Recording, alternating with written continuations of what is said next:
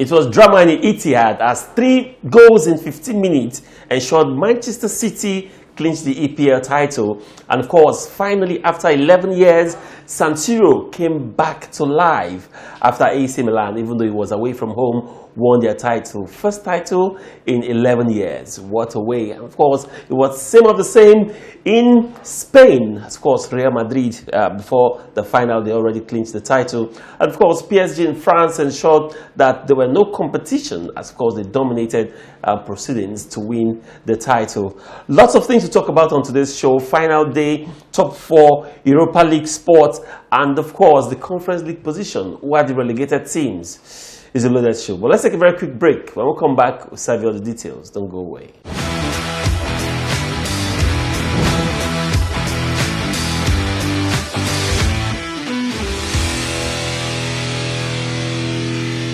Welcome back. Now, my strike partner, Lakunle Philip, joins me on the program today. Kunle, good time in the program. Yeah, thank you very much, Brownson. It's great to be here once again to talk sports, and on a day like this, when almost all leagues across Europe has climaxed, and then we have teams, they are still basking in the euphoria of the victory they recorded, and for the team you talked about, Milan winning their title after 11 years, their 19th title, I think is a very good one for them.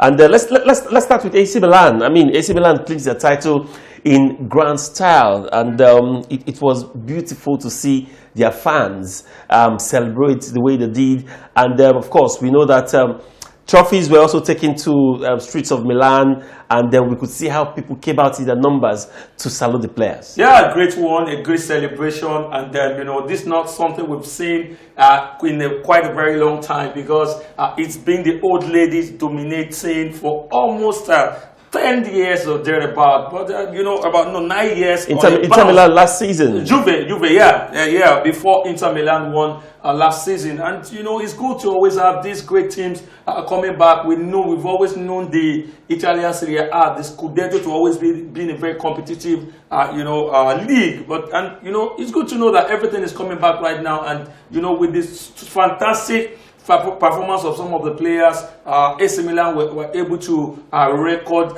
their win and of course clinch the title.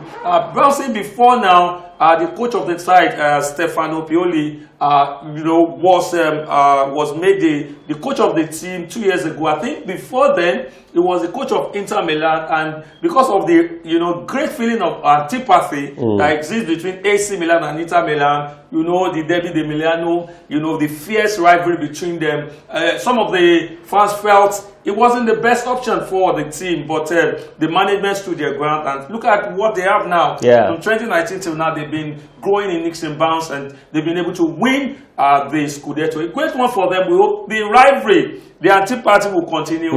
We saw the likes of SSC, Napoli really giving a good shot, but took their foot off the gas pedal, as the league progressed. And then we also saw Inter Milan also fighting till the very end. They won their last game also by 3 goals to nothing, but it wasn't good enough. Good enough. Yeah, at that point, AC Milan needed just a draw to win the title. To win it. So it's a good one. We hope that next season is going to be absolutely much more competitive than what we've seen, and with the old ladies fighting, and they're able to secure a spot in the UEFA Champions League. Maybe they should get Ronaldo back. But then let's talk about a certain player in that squad, Rafael Leao. He was fantastic, scoring very important goals. Now, when Zlatan got injured, Rafael Leao started coming on and all of that. There were not lots of confidence bestowed on him last season. But this season, the guy showed maturity. He's come from behind several times to give AC Milan the title. So if there's someone that AC Milan must salute and then give absolute accolade, definitely Rafael Leao. Yeah. Among all the players, he played a very pivotal role, but no, we can't. It's good to single out a certain player, but I would say all the team work together, because when the teams are not, things are not going well, some of them really have to bring their A game to full. But no doubt about that, he really did a very wonderful job. You could see some of the times, when he's brought in, always giving a very good account of himself, and ensuring that he scores pivotal and important goals for AC Milan. A good one for him, but let's also forget a player in the mode of Olivier Giroud, also very underrated striker.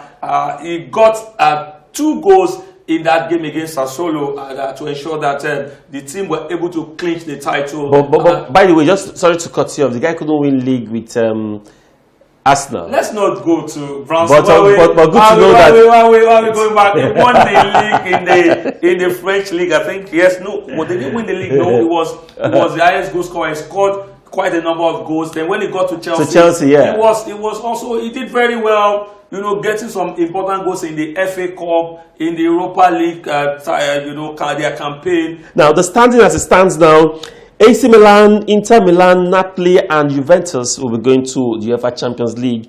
And of course, Lazio and Roma will be playing in Europa League.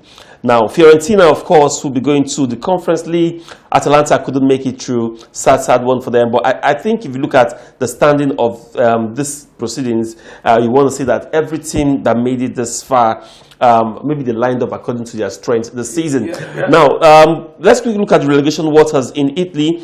Cagliari, Genoa and Venezia has been relegated. I must tell you that my surprise relegated team has to be Genoa. I thought Salernitana were going to drop, but of course, on the last day, they did just well. 1 point away from drop zone. They finished with 31 points. Cagliari, 30 points. And of course, they survived relegation. Genoa will play in the second league next season. That's Serie B. Now in England, it was absolutely buzzing as we saw Manchester City coming back from behind. 3 goals in 15 minutes. There were 2 goals down and they came back. There have been lots of talks about that game, by the way. But Man City did the magic. All important game, it ended 3-2. Liverpool won their last game, but it wasn't good enough again. Manchester City won the game with just the points. Yeah, Manchester City winning the game with the league. The league with a point, a good one for them, and you know they've actually dominated. They've been at the summit of the league for over how many weeks right now. You know, when the final round of games came up and we saw Villa drawing the first blood and also getting the second goal, we felt, yes, there's going to be a turnaround. And then with Liverpool also on the ascendancy against Wolverhampton Wanderers, we felt there might be a twist in events as it unfolds. But just like we saw some couple of seasons ago, Manchester City came back. They fought, reduced the tally, and of course they eventually restored parity before getting the winner. There's so much talk, like you said. A lot of people felt there's a bit of hanky-panky as far as that result is concerned. But let's not take anything away from the team. They've done marvelously well. In over 5 seasons, they've been able to win the Premier League on 4 different times. That's got to show how well Manchester City has fared this season. And the Pep, he said, yeah, they are gladiators, they are warriors, and really have to accord them that honorable respect. And also Pep burst into tears because he came to the knowledge before that game that if he wins the league, he's going to be the second most successful manager in English football, having won 5 trophies and 4 trophies in 5 years. The only coach that managed to do that was Alex Ferguson, Sir Alex Ferguson. Yes, the great Sir Alex Ferguson. Absolutely. Did that. 4 leagues in 5 years, and the only coach that repeated that feat has to be Pep Guardiola. Yeah. Now, don't forget that they're bringing some top players this season for next season. So it looks like Man City will hold on to the title for a very long time. Yeah, Brownson, you really have to give that encomiums. There's need to shower accolades and encomiums on Pep Guardiola. From FC Barcelona, he won 3 titles. With Bayern Munich, he also won about 3 titles. And of course, coming to the English Premier League, he has 4 titles to his kitty. Yes, 2 UEFA Champions League. I think if you're talking about one of the greatest managers to ever, grace the round letter game, you really want to talk about Pep Guardiola. I think he has really done very well, and he's not going to stop. He's going to continue, winning titles. And wait to see how things pan out. One trophy that's actually eluded him has to be the UEFA Champions League after winning it with Barcelona, and he's been so pained looking at the way they were ousted, from this year's UEFA Champions League. Yeah, if you're talking about the greatest managers to ever grace the round letter game, my first for me has to be Sir Alex Ferguson. And then I think for number 2, it has to be Pep Guardiola. Yes, he has some of the managers has more UEFA Champions League titles than more than he has. Coaches like Carlos Ancelotti, but he has about 10 10 league titles from Barcelona to Bayern Munich, and right now 4 with Manchester City. So, and with the look of things, it looks like he's absolutely unstoppable. And one of his the trophies that have eluded him in recent years has to be the UEFA Champions League. And if things continue the way it is, it might just be clinching another. So. All right. Of course, we also have to mention that Pep Guardiola have also been the coach that spent the most in recent football. You've spent a figure of about £1.6 billion. There's no manager in football history that will spend £1.6 billion that will not be as successful as Pep Guardiola. If I'm wrong, DM me. I think there's no manager in club football, Kule. There's no manager in club football that will spend. When Jose Mourinho was with Manchester United, he was begging for players. Pep Guardiola now, are you aware that Brot Haaland is a done deal? Does Man City look like a player that like a club that need a striker or that need players? Now you understand that 2 other players are in the pipeline to be signed by Manchester City. You cannot be in that settings and not succeed. So for instance, look at Pep when Carlo Ancelotti was with AC Milan. How many players did they sign? But look at the trophy that he won. When it comes, and then you mentioned the fact that he's most successful because he has won more European more domestic title. I disagree, because if you must test your might, you test your might in Europe.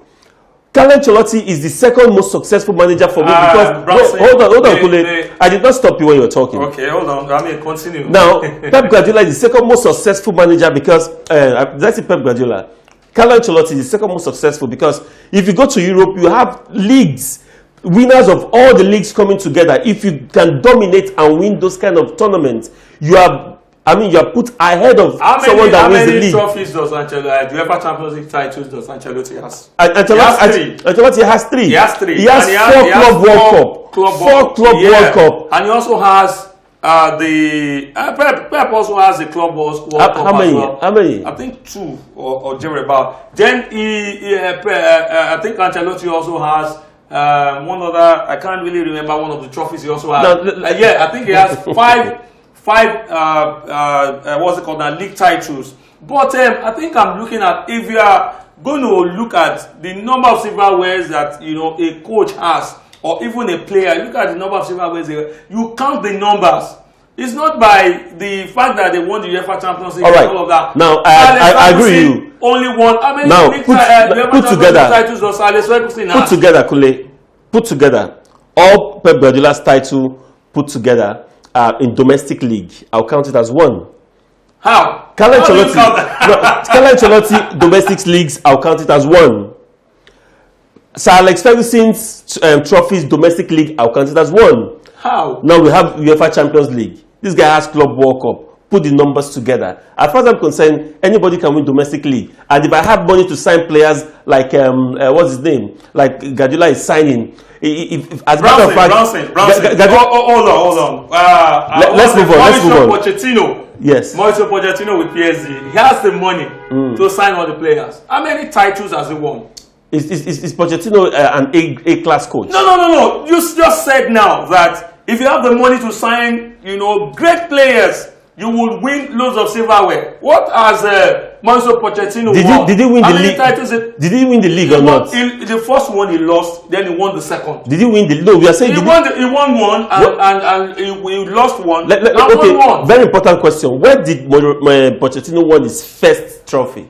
Pochettino, yes. With PSG. You have said it. No. Let's look at the standing. You have said it. Money football and straight outing. Look, come on. When Pep took charge. Why didn't Pochettino? He didn't take much time before he won the league on the bounce. Why didn't Pochettino win the league with Tottenham? No, he wouldn't have. How do you expect him to win with the number of average players? But he got to PSG. You really have to.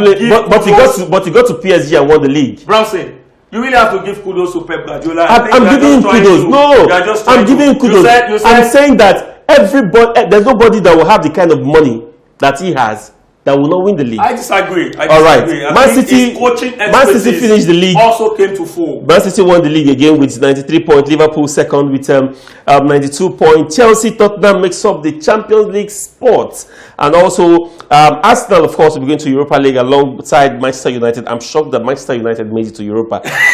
Maybe they should have dropped to conference. However, I want to see Ronaldo play in the conference league. Ronaldo will play Conference League last.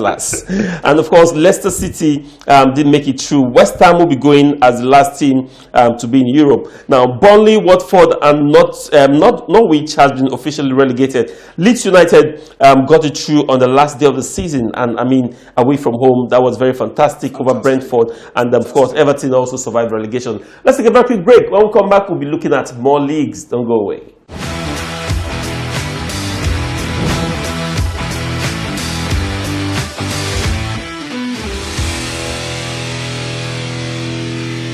Welcome back. Now let's take it straight to France, where French Ligon, in my opinion, ended 3 weeks before the final day because PSG cruised away again with the title. Now, as far as PSG is concerned, the league is really not a big deal for them. It's about dominating Europe. That's what they've been struggling with, and that's what Pep Guardiola is also struggling with, trying to come back to Europe.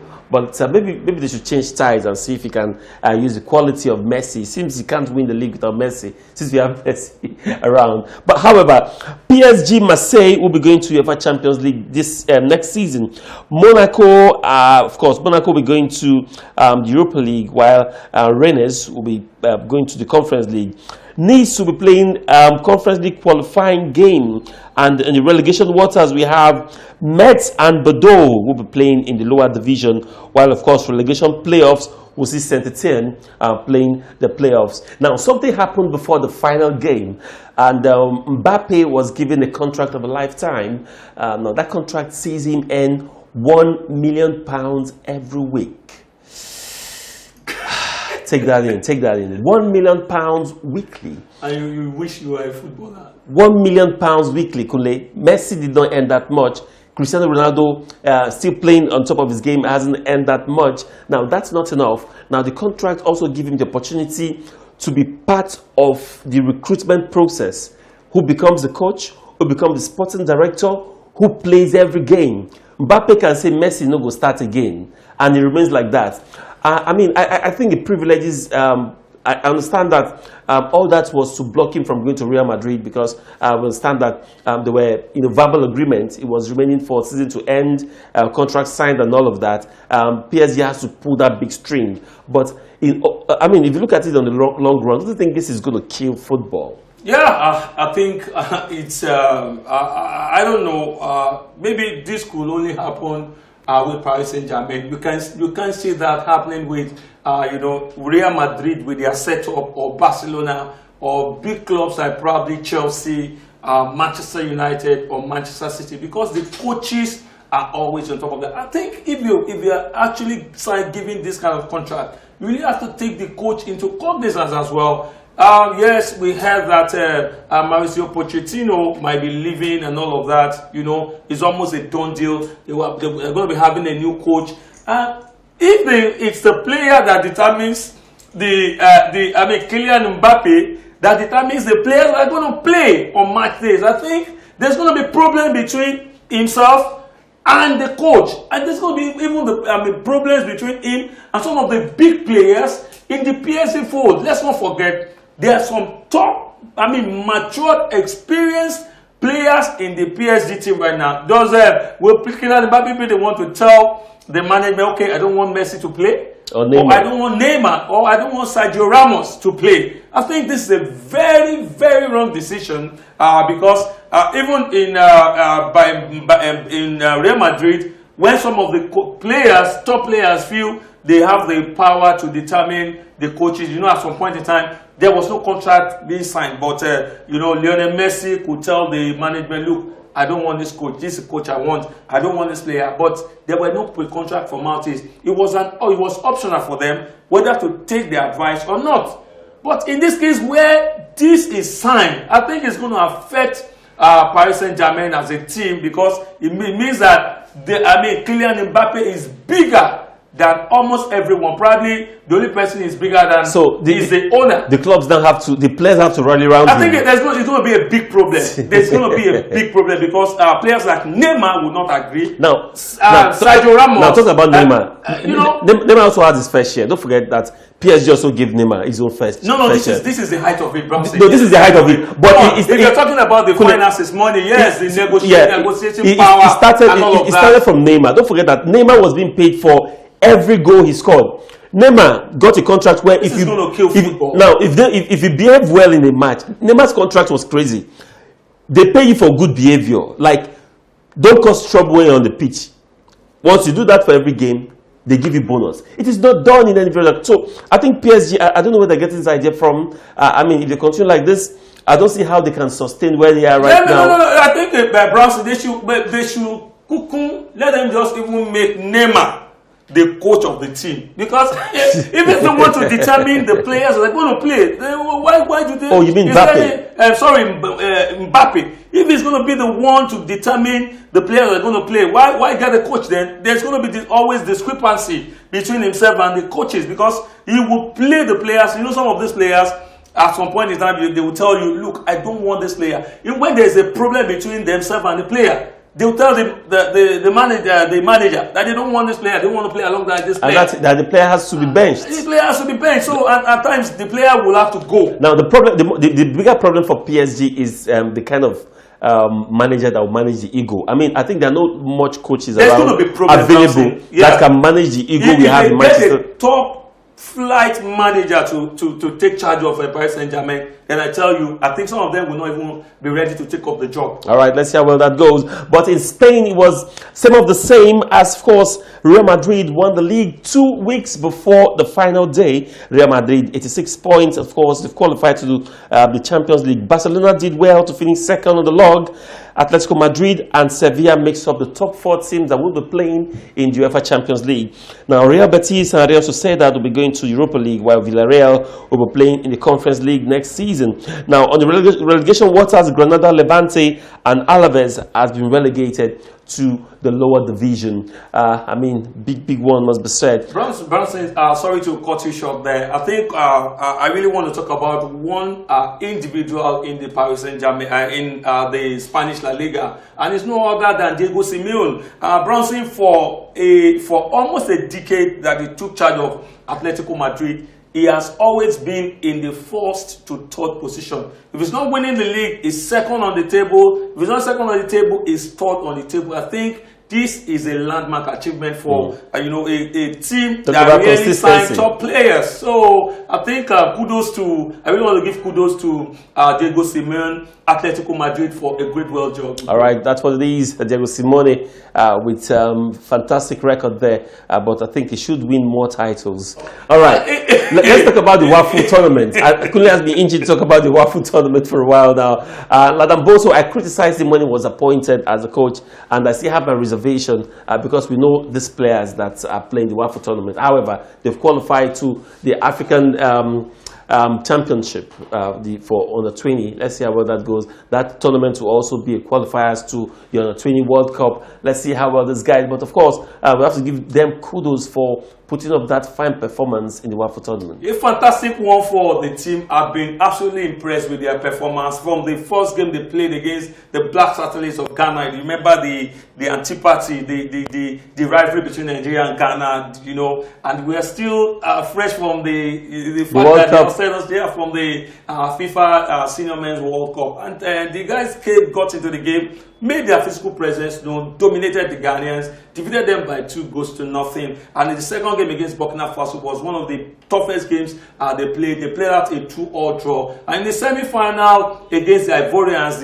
another rival of the Nigerian team, they were able to win by 2-1 after, I think it was extra time that they actually got that goal. No, it was the 10 minutes or thereabout of the game. And in the final against the Benin, the Benin team has been absolutely on top of their game in this tournament. And remember that it was just 2 teams that qualified for the final that will eventually qualify for the main tournament slated for Egypt in the year 2023. With the players I'm seeing, with the way they play, Brownson, it will be very difficult for any team to stop them. All right, let's see how well that goes with the under-20 team. Kunle, I must thank you at this point for coming to the program today. Yeah, it's always my pleasure to be here. All right, that's just day 1. Next week, we'll be giving you some more analysis on the French Open. Now, with that, it's my final whistle on Sport Pizza today. Thank you so much for being a part of it. Now, don't forget to follow us on all our social media platforms currently displaying on your screen right now. You can also go to our YouTube channel. It's Sport Pizza. Don't forget to subscribe. Drop a message. We'll be so glad to hear from you. My name is Brownson. On behalf of the production crew, thank you so much for watching and enjoy the rest of your day.